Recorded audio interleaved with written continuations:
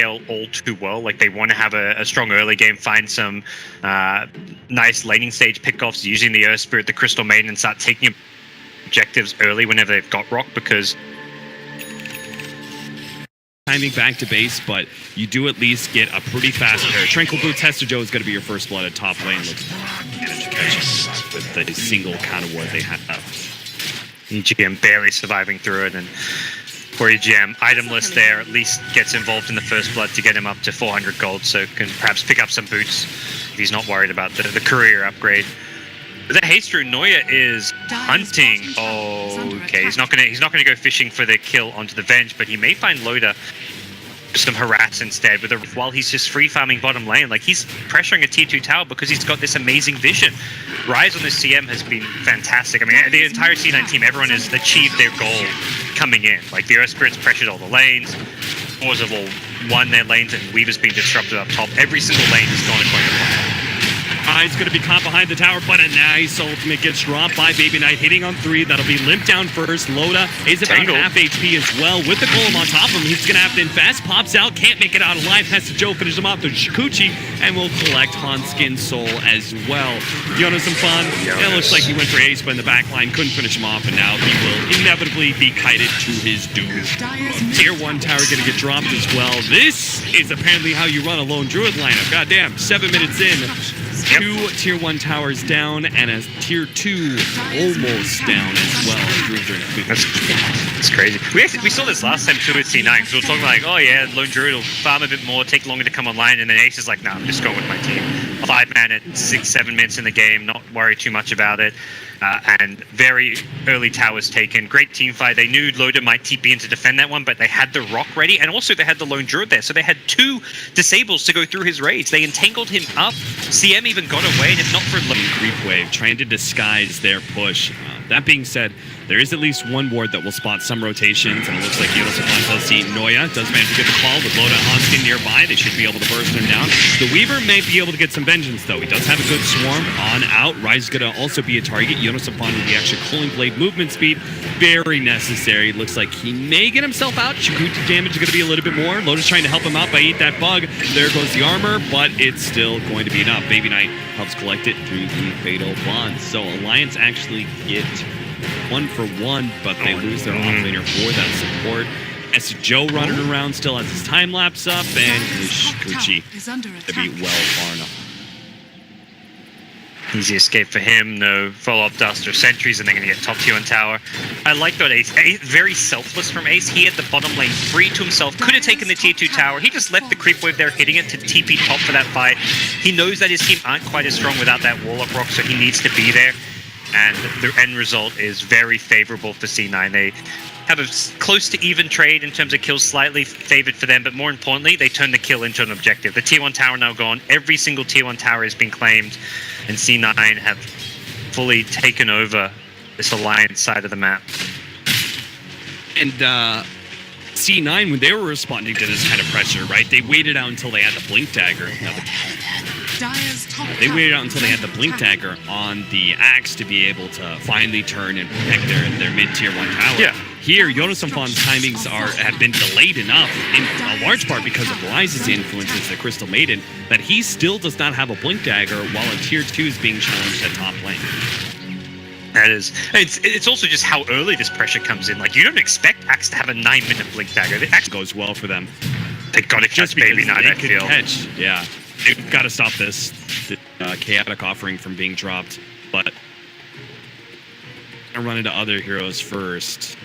Ace is in melee form, just giving himself extra survivability. Rise very well positioned in the trees. Baby Knight, though, is a bit vulnerable here. Does have the point booster for some survivability. Oh yeah, managed to get a silence off on EGM. He's the first one to pop it, goes straight to his shrine. They do manage to catch Baby Knight. Can they actually kill him before? Cooling Blade gets dropped, and there is going to be no chaotic offering in this engagement.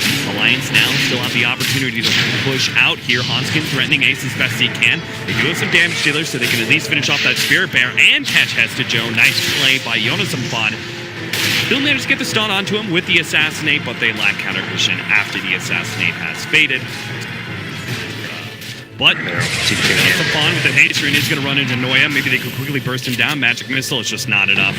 Assassinate's coming out. That'll bring Noya a little bit lower. Stefan may be able to jump back in and get that Culling Blade, but Pastor Joe is charging in deep, and he's trying to cancel that Blink Dagger. Loda actually receives the Savage Roar, stopping his TP, so now he's the next one in trouble.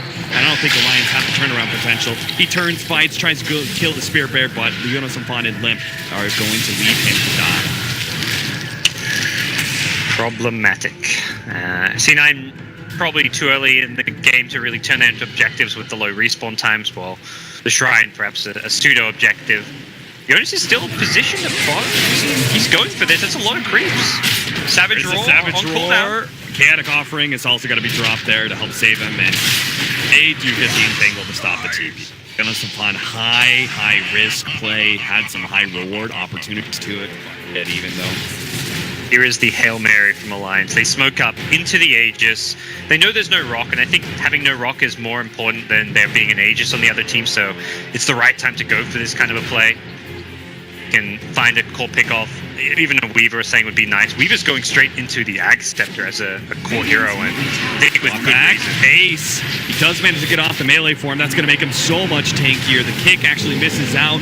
They are still pursuing this one. At the same time, Alliance went on top lane, got Hesta Joe. Noya's going to be running around here. Ace is going to be losing his Aegis here. If Hanskin has his way, the heal is barely doing enough. Now the Savage Roar plus Frostbite. Somebody finish him off. A Wave of Terror do the trick. Now he's going to come back in range for him. They don't have a whole lot of stuns. EGM's out of mana, but maybe Limp can still do it. It gets enough right clicks in. Needs a little bit more for the Assassinate to finish him off, and Ace not going to go down. He manages to get away. What's he doing?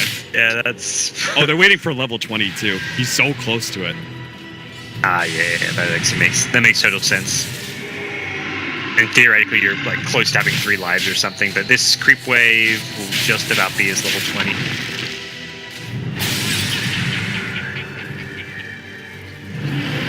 Can't see experience.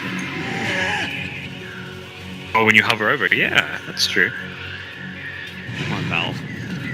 You know what they also need to do? Update the draft screen. My God, is that screen boring. I turned in to watch a game the other day in Dota TV, and it started off the draft screen. I instantly turned it off. I was like, well, I just want all the bugs fixed with it as well, like with the arrow pointing the wrong way and stuff, but I sent a bunch of feedback with like all the different bugs and stuff that need fixing, and they were like, yeah, we're working. It is being worked on. There is a new drafting UI coming soon, apparently. Oh, the swap, Baby Knight. He's the target. Not quite the combination they really hoped for. He can get off the ultimate now. He turns around, sight device, he up EGM. Now the Golems will have their way with him, or maybe not. Loda turns, defends EGM's life, kills one of the Golems, almost gets one of the other ones. Now Stefan managed almost catch Ace. What was that?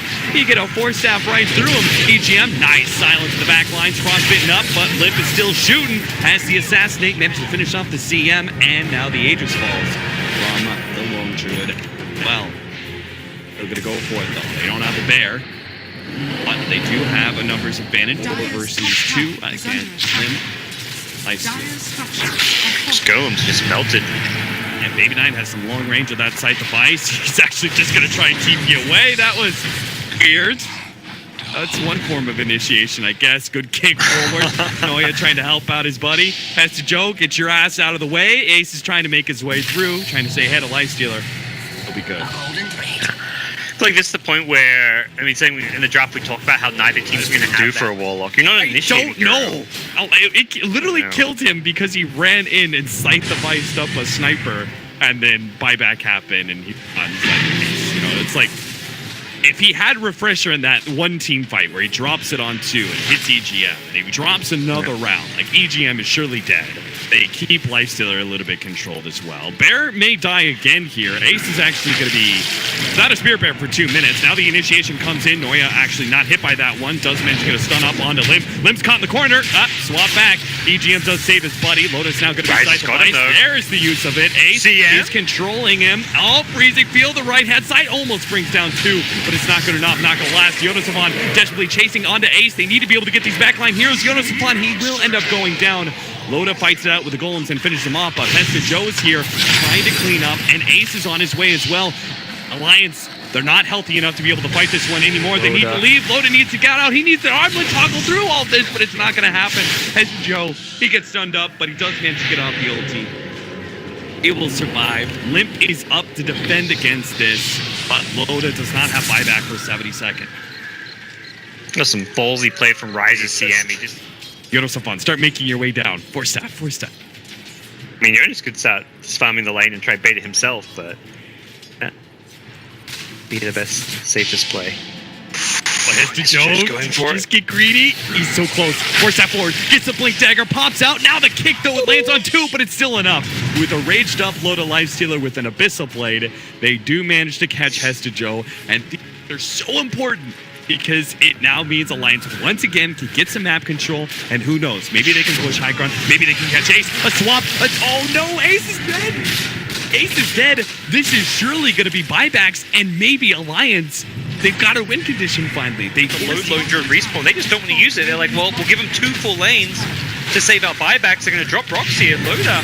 He's tanky. Chaotic Offering with the Sight Device. Another Chaotic Offering. It's coming close. The Fatal Bond damage is bouncing all through those tears in the back line. Wright's now going to come forward. He does manage to get the Frostbite up onto Hanskin. That's going to be another potential kill.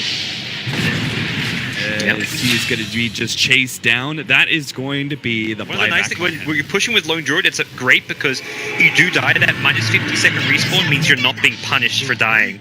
When you're defend, you get punished because 50 seconds is a lot when your enemy's already at your base. I'm a little bit worried about Ace here. He's playing this very aggressively. Limp actually comes forward. Yonosafan intercepts Joe. Joe doesn't have buyback. He doesn't get off the time lapse. Ace, he's fighting up against Limp, but he doesn't have a BKB. He's getting kited around. The stuns are there, and they've taken down the Lone Druid. 48 seconds down with buyback. Noya almost gets dropped as well. They'll TP out successfully, it looks like, but no buyback. Wow. 70 seconds for the Weaver.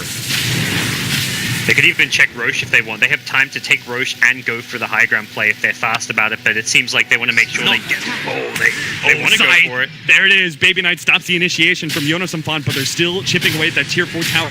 They know they have a minute to work with, not just the Weaver, but also the double rocks out from the Warlock. It's not there. Team fight. He can only upheaval. They've only got the Lone Druid's damage to be able to work with at this point in time. Yonosafan pops that Blade Mail. Blade Mail's going to fade off in a little bit here. Another Sight Device placed on the Loda. He doesn't have buyback, remember that, but Ace, he's also a little bit danger. EGM goes for him, straight up stuns him. Noya gets torn apart by Loda, tier 4. He's down, throne is exposed. It's already at 3k HP. Buybacks are rolling out from Cloud9, but Yonosafan intercepts. They're just going straight for the throne, and Alliance have done it. They've taken game 2. They will push for a game 3 against Cloud9. What a comeback from Alliance. It's a classic Alliance game. One of those, you're down, you look like you're out, but you somehow put together something magical to turn the game around. I mean, Cloud9 did play their part in giving away some of those kills, but more than anything, it was Alliance putting themselves in position to find those picks. Like Axe, Jonas so patient in the bottom lane, finding the Weaver for the first time. EGM on the Venge, finding those swap catches as well. Both of EGM and Jonas were so crucial in those